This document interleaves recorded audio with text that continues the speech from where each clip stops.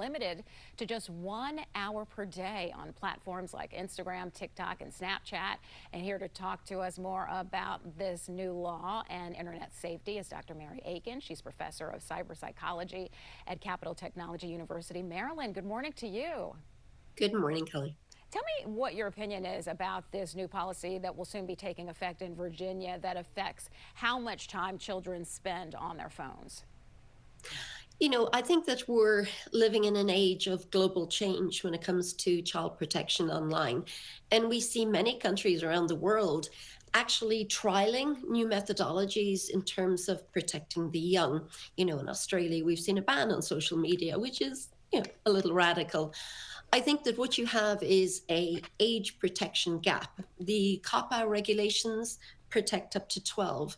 And then you have this gap between 12 and 16 where policymakers and legislators are trying to get parents more involved in their children's lives online, much in the same way as they're involved in their lives in the real world.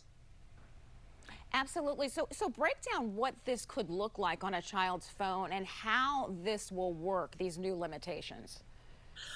Well, any legislative initiative, the challenge is always how it's going to play out in practical terms.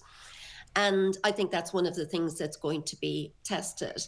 Now, no practice is perfect. And in our recent Paladin Safety Tech report, we have highlighted a whole range of technologies that actually can help with these sort of initiatives and do so importantly in a privacy preserving context. I know that parents will have the option of increasing the screen time limits if they choose to. How do you expect parents to respond?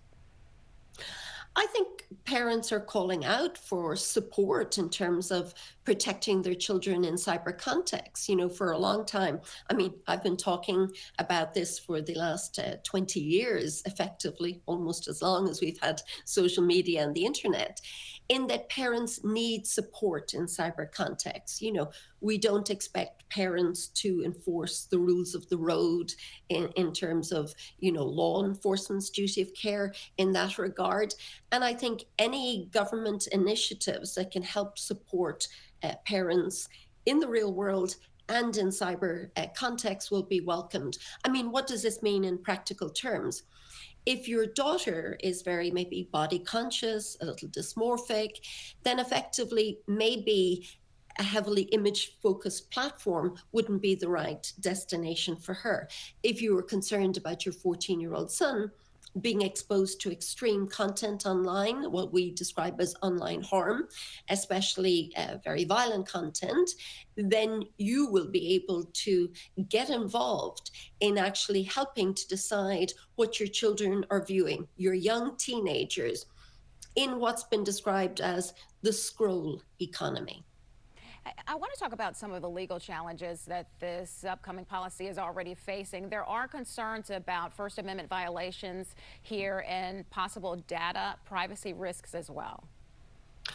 All of these things have to be triaged. But the point is that, at Paladin, and I work closely with Paladin in terms of how we can deliver technology solutions to technology facilitated problematic, harmful, and indeed criminal behavior.